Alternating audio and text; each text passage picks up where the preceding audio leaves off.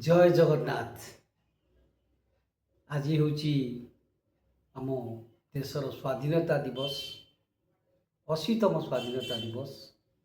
तेणु यही स्वाधीनता दिवस रे समस्त को ये कहबी जे प्रथमे आमे जड़े नागरिक आमर जन्म हो गाँव तापर धीरे धीरे आमे परिचित हेले पंचायत जिला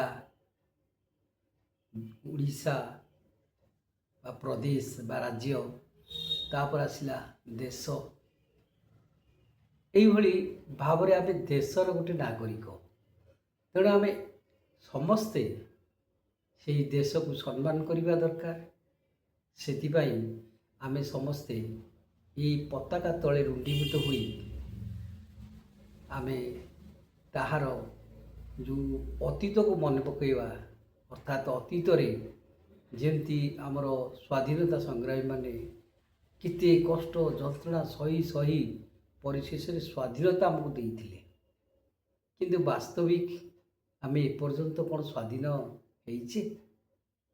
चिंता कले जोठी चलिबार भय थाए, सत कहबार भय थाए एवं गर्व अहंकार मान आम भितर थाए, क्या आम समान रूप से परिगणित करने आमको कुंठाबोध लगे, आम से स्वाधीन।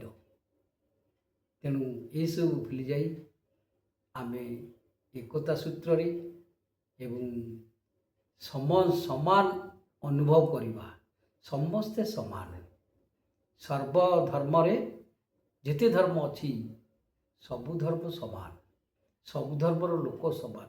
आप गोटे कथा कहले आमे जदि कहार रक्त को देखा सेटा लाल देखा जाए ना अलगा किसी कलर देखा जाए?